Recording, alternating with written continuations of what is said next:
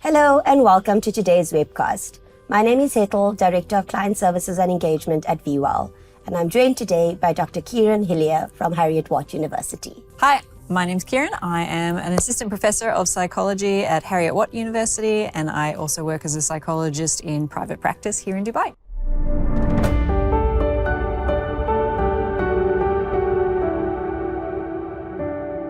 Today's topic is something that's really close to my heart. With a background in psychology and over 10 years of experience in the wellness industry, mental health in the workplace is something that I'm really passionate about. I think to get things started today, maybe let's look at an analogy of mental health and physical health. I think that many people use this umbrella and they separate mental health from physical health. And the way that we should start possibly looking at this is by looking at mental health as part of holistic well-being. One of the pillars, it's physical health, mental health, emotional health. We know that since 2020, research shows us that 47% of people are saying that well-being is becoming more important in the workplace. I've definitely seen the shift, and I'm sure you have too. Yeah, for sure. I think since COVID was very challenging in a lot of different ways, but a silver lining was that it seemed to really bring mental health and job satisfaction, self-care all to the forefront, and it's caused people to really reevaluate what it is that they want to be getting out of their work experience and changing a set of priorities for employers and organizations in regards to what it is they need to be generating and creating for their employees in order to create a really satisfying workplace that makes people want to come in and want to work well. 100%. The Aon Global report has also stated that 71% of people that feel that their organization cares about well-being are less likely to report stress and burnout. So it is quite an important topic that we can no longer not address in the workplace. It's something that both employees as well as employers need to be taking quite seriously. What has been your experience in the region in terms of the shift that we're now seeing since COVID? I think for a lot of organizations, they are realizing that this is important to employees. And we're seeing either people are approaching it in kind of a tick box exercise where it might be, well, we've had a yoga day and we have a fresh fruit bowl out in reception, therefore, halas, like we're done.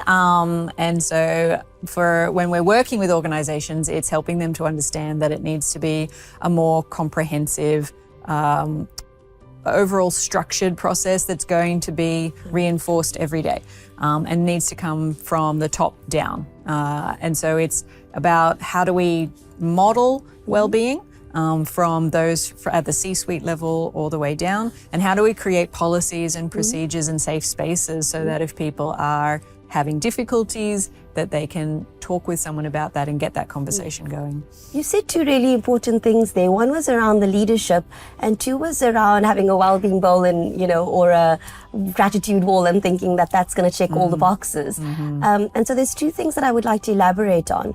One maybe being around the fact that well-being is the biggest strategy. Yes, a well-being bowl is a great idea, or a gratitude wall, or whatever it is that you're running, fitness classes, whatever it is. But it forms part of a bigger strategy that then changes the employee's experience and changes company culture. So that's that culture shift that we're looking for. And part of that is leadership. So where do you see the role of leaders in this whole importance of well-being? Right. And I think a particular challenge for leaders in this region is just how culturally diverse your workforce is going to be. And so different approaches are going to have different levels of enticement or satisfaction for people. So some offerings are going to look really promising and people are really going to engage, and then others are just not going to be really particularly interested in. So it's about promoting a sense of variety and different options, and embedding a sense of flexibility in regards to helping employees understand what works for them and being able to offer that. keeping in mind, that there's going to be different work requirements in regards to, say, working hours, that the office needs to be open and that certain members of staff do need to be available if they're customer serving and that type of thing. But giving people the chance to decide what it is that best works for them, because there's never going to be one approach that is a one-size-fits-all. I think for every culture, for every demographic, as well as every organization, it would look different. That landscape would look different for many different people. Creating that culture of care is so important within organizations. And I think it's that cultural shift that needs to happen. So it's not just a once-off, like you said. Creating culture takes a long time to do. Yeah, and there's still a lot of stigma in the region regarding mental health specifically, and it is getting better since COVID, and certainly we're seeing more demand in terms of people accessing wellbeing and mental health services, more services being covered by insurance policies here. As someone who teaches psychology, we're seeing a big increase in interest of students to want to study psychology, so all of that's very good, but you still have to deal with people having that sense of taboo and stigma and fear about approaching a mental health service or asking about accessing services from their employer, because they might be worried that, well, I'm here for my work, and if people think that I'm not coping with my work, then maybe that could be used as a reason to terminate me. And that's definitely a conversation. Associated risk with the expat community in general. So I suppose the question there is, how do we reduce the stigma in the workplace? That's $1 billion question. Yeah. I think it's a slow process, and realizing that it does require that cultural shift, and that it's going to be a lot of little things happening, but consistently and persistently happening over time, so that people don't feel that this is maybe tokenistic, and yet we're going to go back to a blame culture, for example. And so it's things like people disclosing, so especially people in senior leadership positions, if they have had their own personal experiences or they're aware of other people and they're happy to talk about that and normalize those experiences for people, then that's going to be a really important step with that. And therefore embedding how we are mindful of how our own procedures and systems can either facilitate well-being or maybe get in the way of that. So if you, for example, are an organisation that involves shift work with your employees, then how are you accommodating for the fact that that is going to affect someone's circadian rhythm? It's going to affect their sleep patterns, which thereby might affect a person's diet because they're eating a lot of processed foods or drinking a lot of caffeine to try to stay awake. And so then, and they're feeling quite stressed because it means that they're not having that time with family. And so are you aware of that, and are you demonstrating your awareness of that? And are you introducing policies and procedures that can help people accommodate for those types of things, rather than that's part of the job. You have to find a way to deal with it. So it's sharing that responsibility and opening up conversations with employees around, if there's something that you've noticed that you think we could be improving in order to make your experience of working here better, then we're very receptive to that, and we can have an open discussion around that, rather than this is what you're doing, you do as you're told, and it's not a two-way conversation. It's not a two-way conversation, for sure. And I think that ties back to that umbrella analogy of the different pillars of well-being, all being part of holistic well-being. So education plays a really big part in that. Yes. If I'm struggling with my finances, then I may have panic attacks, and I may not want to work out, I may not be eating well. So it is that education, because I think it's really easy for people to talk about the less taboo ones. No one's shy to say, I've got diabetes. No one's, no one's shy to say, no, I haven't been going to the gym lately. But there's a reason, there's a driver for those things. And I think that stress is very easily masked as a driver for many other things that are going on, because we don't feel shy to say, hey, I'm really stressed out. Right. But something is driving that stress. Yes. And so I think that that's also something really important that we need to start acknowledging for people. What is that driver of stress?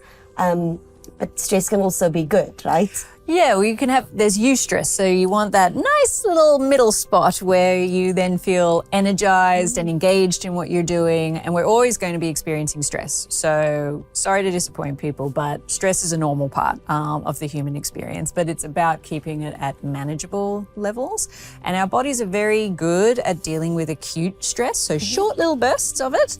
What we don't deal so well with is chronic stress. And so again, our organization's being mindful about that, where it might be, for example, people working outside of their contract hours is just an expectation rather than an exception to the rule. But you're right, when it comes to this concept of stress, it's a very convenient catch-all that, oh, I'm stressed or I'm tired. And those don't sound as stigmatizing compared to like, I think I'm feeling a bit depressed. Or I'm having relationship difficulties. But you're right, different things are going to cause stress for different people. So some people are going to cope with maybe a work project that involves a lot of long hours. They might cope with that quite well, but then having a difficult conversation with another colleague, that is something that they might find very stressful. So it is helping people to sort of pin down what is it that you're finding so stressful, and how do we either give you skills or strategies or reflect with the rest of the team as to maybe how processes can be adapted to try to minimize that stress for you. Again, always keeping it to manageable levels for you. So you mentioned about we were talking about the triggers and what are some of the patterns that you get into. For every individual, that's going to look different. It also depends on what is your resource capacity to deal with the stress. Like you said, someone may be coping really well with a work project but may really struggle with difficult conversation, or they may be doing really well in their fitness, their personal life, but then they're really struggling with a family problem. So I think that's two things. One, in our expat community, what are the resources available? And two, what do those warning signs look like for every individual? Because every one of us gets to a different point where this eustress becomes chronic stress for many people. Stress. Absolutely. And I think we all know the common ones, eating too much or craving sweet things or sleeping too much, not sleeping. So what do some of those signs and symptoms look like for people? Yeah, well, if we come back to that first point you made about an expat community, the UAE is certainly very unique in that 90% of our population here are expats. And so you might have a different type of support network here. It might be that a lot of your extended family or maybe even immediate family are not here in the country with you. And friendships that you've built up over your life, they're not here in the country with you. And so when I am working with people, they do share that making friends in the UAE can be a bit of a challenge because it is such a transient country. So then it is helping people to explore what are your support networks that you either have and can be utilizing or that you can be building. So if there's certain interests that you've got, whether it's dance or theater or chess or art or something, then how do you find your community and connect with that? And that can be challenging for people. In regards to, what are your own signs of stress? You're right, that does vary a lot for people. Some people, it might be that they sleep more, others they sleep less. Some people will eat more, others will eat less. Some people will get really engaged in other activities as a form of procrastination to avoid dealing with that problematic situation.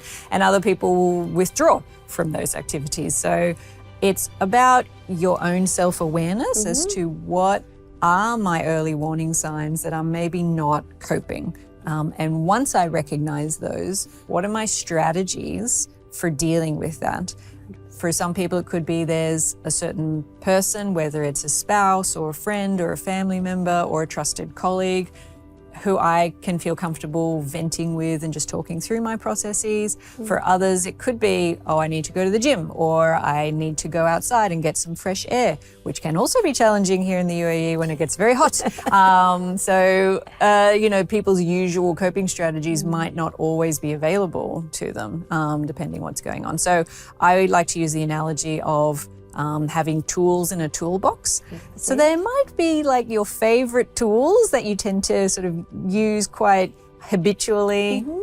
and they're your go-to ones, but those are not always going to be available to you. So what are the other tools in your toolbox so that no matter what situation you feel like, okay, there's at least one tool here that I can try. And if that's not working, then I'll try something else. So that might be for some people, if I'm feeling quite stressed at work, maybe when I put my headphones on and then I'm just listening to some nice calming music, that helps me. And I've also communicated that with my colleagues, whereby if I have my headphones on, it means I'm in the zone, so try not to distract me. So how do we also communicate those needs with other people so that they are aware of that and can accommodate that as much as possible? You've touched on something that's quite interesting around boundaries there, and creating those boundaries and communicating those boundaries to people.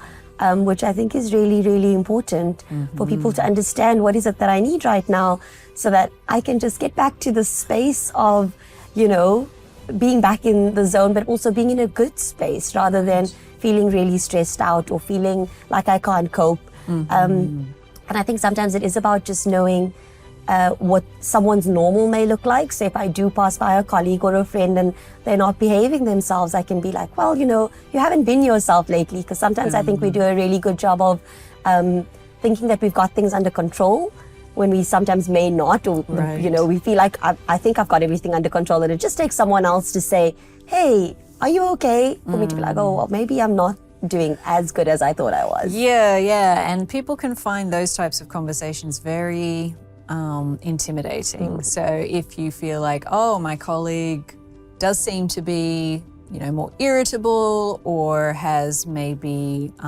changed in terms of their weight, or they're looking quite tired, how do I have that conversation? Because I don't want to accidentally offend them. Or is it really my business to be asking them that sort of thing?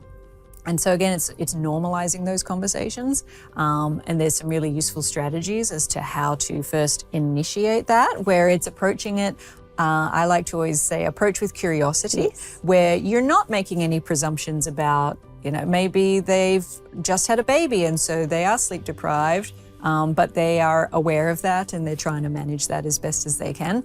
And for other people, it might be that there is something going on and you could help out with. And so it's opening up that conversation and making people feel like that you are there as a safe space to continue that conversation, because maybe initially they're not going to be open to having a discussion about it because they weren't really expecting that question, or, just the timing of it means that they're busy, but they know that, oh, okay, this is someone who's interested in my well-being, and I could maybe have a more comprehensive conversation with them about it at a later stage. For sure. Sometimes it's just remembering, oh, someone did ask me about that. Maybe there are someone that I can go and speak to again. I have a support network that I didn't know that I had. Sometimes it's about those reminders about what is happening at work, what are the support structures that are available, not just in my personal life. Maybe it's not just calling a family member back home or video calling. It is about, some of the more formalized processes. Sure. So I think, what advice would you give to anyone or any organization that's sort of starting this journey? Well, if I can come back to what you were saying before around boundaries, I think that can always be an important thing to reiterate in regards to people being comfortable saying no, or to have an opportunity to reflect and go, is this really my responsibility, or do I have to do this now? Or just because they say it's urgent, is it actually urgent given my own priorities? Because people can quite instinctively say yes, especially if they're new to an organization and they're wanting to impress people, or there might be quite strong personalities in a workplace and people feel a bit intimidated and it's a bit difficult for them to reassert those boundaries with somebody. But I think that's an important one because we can find that people are working longer hours than what they're contracted for. They can be working outside of their job responsibilities. They can be picking up when other members of the team are not, cooperating and doing their fair share. And so again, it's having those conversations, but being able to say, actually it's 5 o'clock, this is when I'm done, so I will get onto this tomorrow. Yeah. And a sort of difficulty that people have talked about since COVID is working from home. Some people love the flexibility of that, but it can create a difficulty in establishing those boundaries, because then it created an expectation for some that you are always going to be available on call. So I will send an email at 9 o'clock in the evening, and I'm expecting you to reply. And it's going, well, no. 100%. So it's really hard for people, especially, given if you are here for your work, and then it might be, well, I don't want to upset anybody and maybe get terminated, because that creates a whole new host of stresses for me. Especially if that's the culture that you work in as well. That's the culture that people... Comes back to culture. Exactly, comes back to culture. There's so many things that tie back to culture. Yeah. And so I guess the topic is not in isolation. It's something that is strategized. It's something that you need to look at from all different levels across a period of time. So it works in both ways. Yeah, and I think sometimes organizations can get stuck in this is a you problem, and so we need to direct you to the employee assistance programs, which are great, and they're excellent to utilize. But that can ignore sometimes, well, is it a systematic issue that a number of our employees are facing, and we need to reflect on how is it that we are conducting our work in this business that is maybe creating some of these issues for people. Do we have a culture whereby you are expected to work outside your normal hours? Do we have a blame culture where if something goes wrong, we look for someone to apportion blame to rather than reflection and using that as a learning opportunity? So I'll often try to get organizations to sort of reflect on, is this complaint or issue that was raised by an employee, is that something you've observed with other employees as well? And how do you think your own processes might be contributing to that, rather than we go, oh, but that's them. Yeah. So as long as they go and fix themselves, then we're fine. Because then you're just going to keep recreating that situation, and that's what contributes to people leaving. Whereas we know that when it comes to, if people feel like their organisation is genuinely invested in their well-being, then we see improvements in productivity and in engagement and job satisfaction and retention levels, like every metrics. And essentially the company's bottom line. Exactly, yeah. Most importantly. So from a purely selfish reason, it's good business. It's good business to practice. invest in well-being, for sure. Absolutely.